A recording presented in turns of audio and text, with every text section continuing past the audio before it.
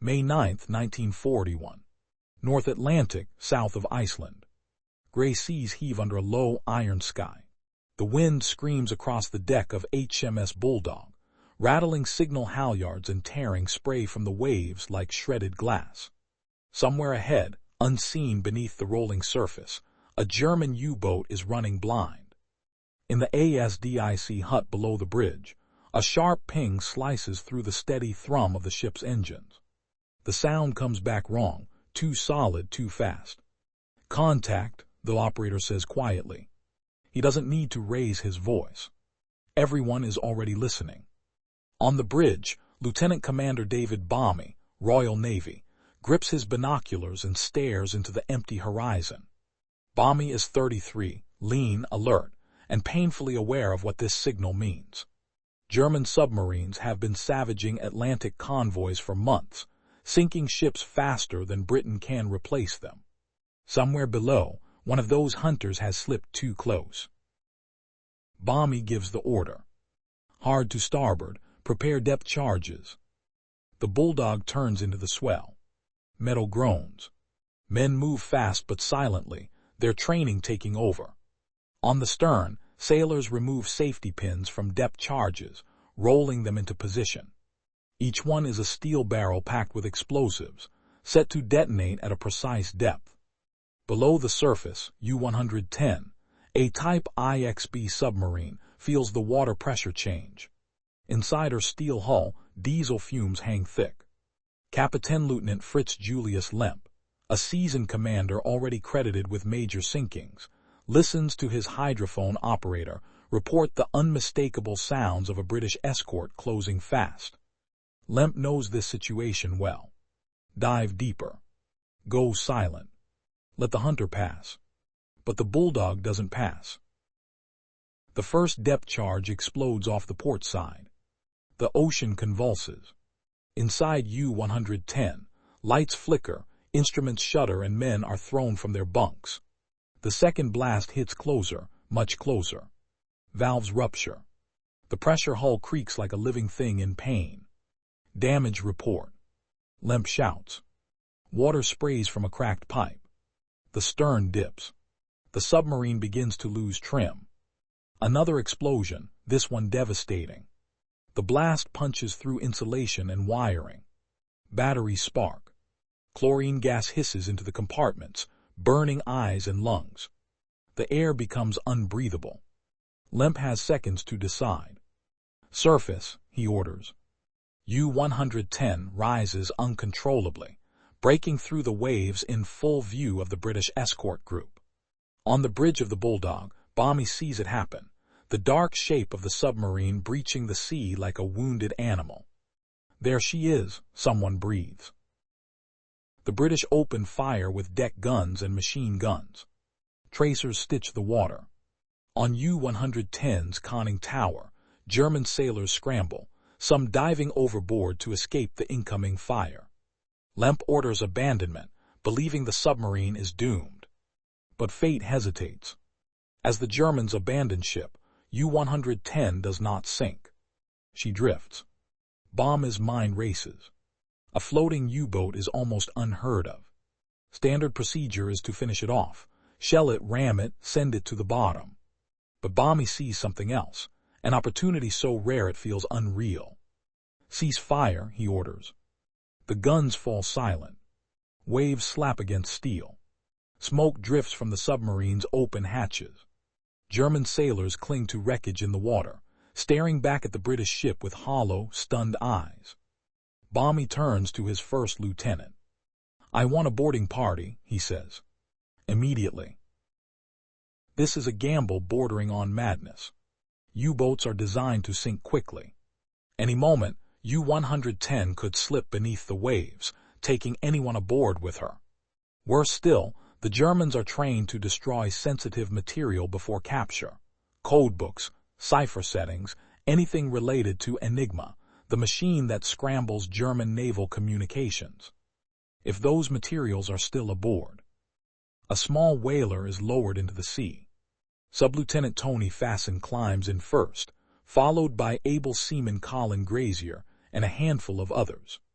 None of them know exactly what they are about to find. They only know time is running out. The whaler bumps against the black hull of U-110. Fasten grabs a rail and hauls himself up onto the conning tower. The deck is slick with seawater and oil. Inside the open hatch, darkness yawns. Below them, the submarine groans. Fasten pauses for half a second, listening to the distant thunder of the Atlantic and the faint ticking of damaged machinery inside the German boat. Then he descends into the steel belly of the enemy. What he is about to touch, what British sailors will soon pull from a flooded, half-dead submarine, will never be officially acknowledged. It will not appear in newspapers. It will be denied, hidden, erased from public record. But it will change the course of the war. The air inside U-110 is hot, foul, and thick with chemical sting. Sub-Lieutenant Tony Fasten descends the ladder slowly, boots scraping metal wrung slick with seawater. Each step echoes down the narrow pressure hull. Somewhere deep inside the submarine, water sloshes rhythmically, as if the sea itself is breathing. The German crew has gone, but they have not had time to destroy everything. Fasten flicks on his torch. The beam cuts through darkness, revealing chaos frozen mid-motion. Charts lie scattered across the deck. A mug, half full of cold coffee, rolls with the swell. The submarine is alive in a disturbing way, creaking, ticking, shifting as damaged ballast tanks struggle to hold equilibrium. "Move fast," Fasten mutters, though no one needs telling. Able seaman Colin Grazier, broad-shouldered and calm, squeezes past him into the control room. Grazier is not an officer, not a cryptographer, not a man trained for intelligence work. He is here because he volunteered, because the boat needed hands, and because this mission allows no time for specialists. The control room tells its own story. Dials tremble. The gyrocompass spins erratically. Somewhere, a warning buzzer chirps and then dies. The Germans abandon this boat in panic, but not in total order. Fasten's eyes land on something unmistakable. The Enigma machine. It sits bolted to a small table, its black casing dull under the torchlight. The keyboard, QWERTZ layout German configuration, is still dry. The rotors are inside. This alone would be priceless, but Fasten knows the truth. The machine without its keys is useless. What matters are the books. Search everywhere, Fasten orders. Cabins, lockers, chart drawers, anything paper. Grazier moves toward the radio compartment. He wrenches open a locker and freezes. "Sir," he calls, "I think you'd better see this." Inside are signal books, weather codes, short signal manuals, patrol instructions. Some are stamped Geheim. Others are marked Nur für den Dienstgebrauch, for official use only. They are damp but intact, pages clinging together like wet skin. Fasten's pulse spikes. This is what British intelligence has been hunting for since the war began. At Bletchley Park, mathematicians and linguists have been tearing their hair out, trying to break naval enigma without the daily keys. These books, used to compress entire messages into short groups, are the missing pieces. "Get them out," Fasten says. Carefully. Water sloshes higher around their boots. Somewhere aft, a bulkhead gives a metallic groan. U-110 is sinking, slowly, treacherously, giving just enough time to tempt fate. Grazier stuffs the books into a canvas bag and slings it over his shoulder. He doesn't hesitate. He doesn't ask how valuable they are. He just knows they matter. Fasten presses deeper into the submarine, entering the captain's cabin. The space is cramped but orderly, a stark contrast to the chaos elsewhere. A bunk. A desk. A chart pinned to the bulkhead. And there, inside a small locker beneath the desk, Fasten finds it. The Kursignal heft, the short signal code book. This is the Holy Grail. German U-boats use this book to encode entire operational messages, convoy sightings, attack reports, into a handful of groups before encrypting them with Enigma. Without it, British codebreakers can intercept messages, but never fully understand them in time. Fasten grabs it. At that moment, the submarine lurches violently. The deck tilts. Loose equipment slides. Water surges forward ankle deep, then shin deep. The lights flicker out entirely, plunging the compartment into darkness. Time, someone shouts from behind. Fasten doesn't argue. He tucks the codebook inside his jacket and turns back toward the hatch.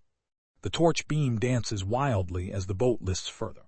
Grazier slips once, catches himself on a valve wheel, then keeps moving. The canvas bag of documents bangs against his leg with every step. Neither man knows how close they are to death, only that stopping means drowning inside a steel coffin.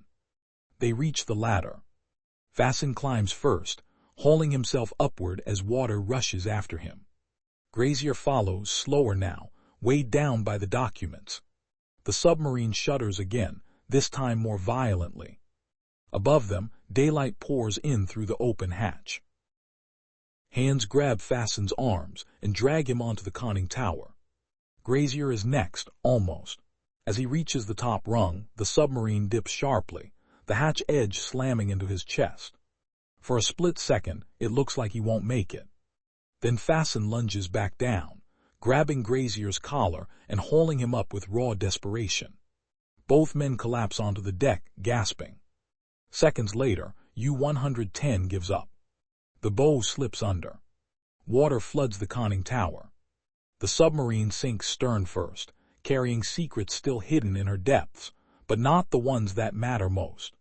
Fasten and Grazier are pulled into the whaler as the sea closes over the German boat. The Atlantic becomes calm again, as if nothing extraordinary has happened. On HMS Bulldog, Bommy watches the whaler return. He sees the soaked sailors, the heavy canvas bags, the grim, stunned expression. No one cheers. Instinct tells every man present that what they have just done must never be spoken of.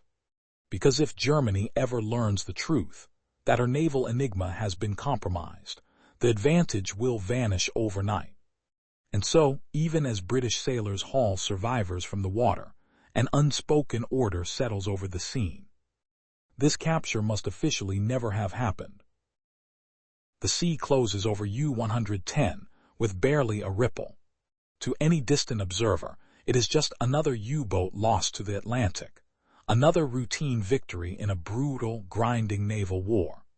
But aboard HMS Bulldog, the atmosphere is anything but routine. The boarding party is hauled back on deck, soaked, shaking, streaked with oil and salt.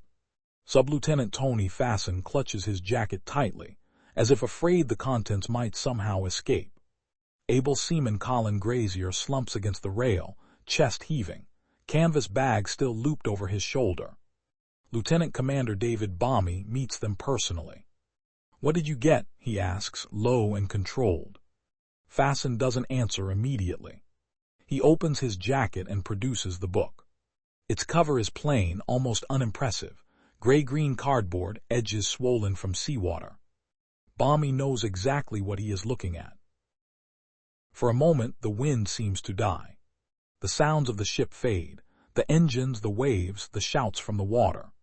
Bommy understands in an instant that this book is more valuable than the submarine itself, more valuable than any torpedo or gun. He closes Fasten's jacket gently. "Right," he says. "This never leaves our sight." German survivors are brought aboard next.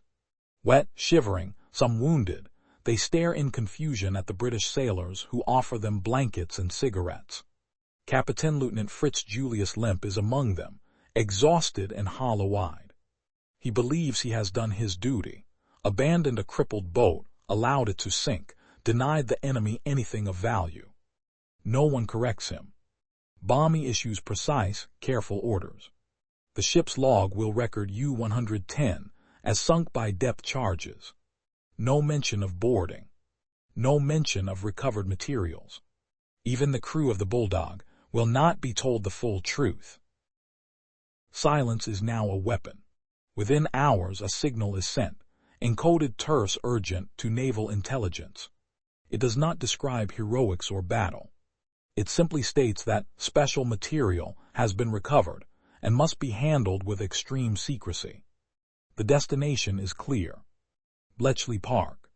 Days later, in a quiet English countryside estate, the package arrives under armed guard. There are no ceremonies, no applause, just careful hands and locked doors. Inside Hut 8, Commander Alastair Denniston and Alan Turing are summoned. Turing, tall and awkward, peers down at the damp, salt-stained pages spread across a table. His fingers hover, almost afraid to touch. Then he starts turning pages. The Kursignalheft, the Wetterkursschlüssel, signal instruction books that reveal how German U-boats compress their messages before encryption. This is the missing layer, the part the British have been guessing at blindly for months. Turing's face changes. "This," he says quietly, "changes everything." Within days, the effect is immediate. Messages that once took days, or could never be solved at all, begin yielding their meaning within hours. Convoy routes, patrol zones, refueling points. Suddenly, the Atlantic map comes alive with German intentions. But the advantage is fragile. Every order sent to a convoy must be weighed carefully. If British escorts appear too accurately informed, German intelligence may grow suspicious. Ships are allowed to be lost, deliberately sacrificed, to protect the greater secret. It is a cold, mathematical cruelty, and it works. Back at sea, U-boat captains continue transmitting, unaware that their words are being read almost as quickly as they are sent. They complain in their logs about bad luck, about uncanny British interceptions, about a war that feels increasingly rigged against them. They never suspect the truth. And aboard the Bulldog, life returns to routine. Fasten and Grazier receive no medals, no public recognition. Officially, they did nothing at all. Their names do not appear in headlines. Their actions vanish into classified files. But the consequences ripple outward. Convoys that once sailed blind now curve away from danger. Wolf packs find empty seas where prey should be. Slowly, almost imperceptibly, the balance in the Battle of the Atlantic begins to shift. All because, on one gray morning in May 1941, British sailors saw something floating where it should not have been, and dared to climb inside. The secret born aboard HMS Bulldog does not end with success. It demands payment. In London, Admiralty officials pore over intercepted signals, now cracked open with alarming speed. Charts fill with grease-pencil marks, U-boat patrol lines, rendezvous points, hunting grounds. For the first time since the war began, the Royal Navy is not reacting. It is anticipating. But anticipation is dangerous.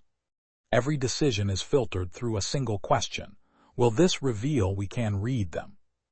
In June 1941, a convoy sails straight into a known wolf pack. The escorts know what waits beyond the horizon. So do the analysts at Bletchley Park. Orders are debated, rewritten, delayed. Finally, the convoy is sent on its original route. Ships burn. Men drown. In Hut 8, the victory of intelligence curdles into guilt.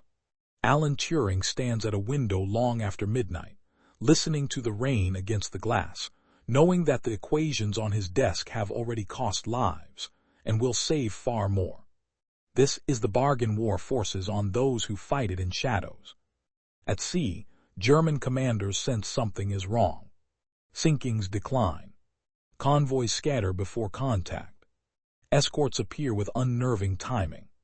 Yet every investigation points to coincidence, to improved British radar, to luck. No one thinks of codebooks floating in the Atlantic. The men who made it possible pay their own quiet price. Tony Fasten returns to routine duty. He tells no stories, writes no letters about what happened inside U-110. Months later, in December 1941, while boarding another enemy vessel in the Mediterranean, he is killed in action. His earlier feat remains buried under the Official Secrets Act. Colin Grazier survives the war, but not its recognition. He receives no decoration, no public thanks. For decades, his family knows only that he served, nothing more. The canvas bag he carried that day might as well have been empty, so far as history is concerned. The Germans, meanwhile, tighten their grip on Enigma discipline. New procedures are introduced. More rotors. More complexity. But they never change the core assumption that Enigma is unbreakable. It is not until late 1941, after other captures, other hints, that German command begins to suspect compromise. Even then, pride and bureaucracy blunt their response. No sweeping overhaul comes. No admission that the system might be flawed. The window stays open. By 1943, Allied shipping losses plummet.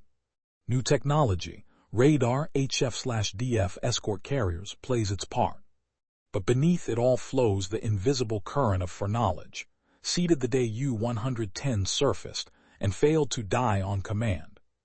In official histories, the battle turns gradually, almost organically. Few lines are devoted to a single boarding action in 1941. No dramatic emphasis.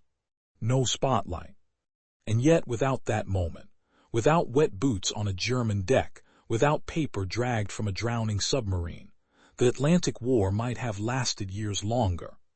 The sea keeps its secrets well, but sometimes briefly it gives them up. Years later, the Atlantic looks no different. Waves still roll under gray skies. Wind still scours steel decks. Wrecks lie scattered across the seabed, silent graves marked only by coordinates and memory. Among them rests U-110, her hull broken, her compartments filled with silt and darkness. But the war she fought is over. In 1974, the silence finally breaks. The British government begins releasing long-sealed files. Names emerge from redacted pages. Operations once described as routine sinkings are quietly amended. Historians lean closer, sensing a story that never quite fit the official version. Then the truth surfaces. The boarding of U-110. The Enigma materials. The lie that protected the secret. For the first time, Tony Fasson and Colin Grazier are named, not as footnotes, but as the men who risked drowning to steal the enemy's mind. Medals are awarded posthumously. Families learn what their fathers and sons actually did in 1941. The revelation reshapes how the Battle of the Atlantic is understood.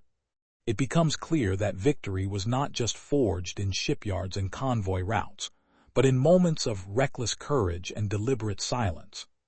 Back at Bletchley Park, now a museum, visitors walk through Hut 8.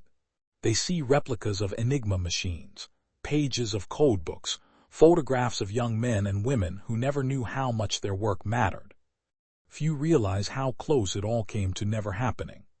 If U-110 had sunk seconds earlier, if Fasson had hesitated at the hatch, if Grazier had slipped and fallen back into the flooding control room. History pivots on thin margins. The Atlantic did not just swallow ships, it occasionally offered up a gift. One that Britain accepted without ceremony, without acknowledgement, and without mercy. Because war does not reward honesty. It rewards effectiveness. And sometimes, it rewards the sailors who notice something impossible. German secrets floating where only wreckage should be. And choose to reach for them before the sea can change its mind.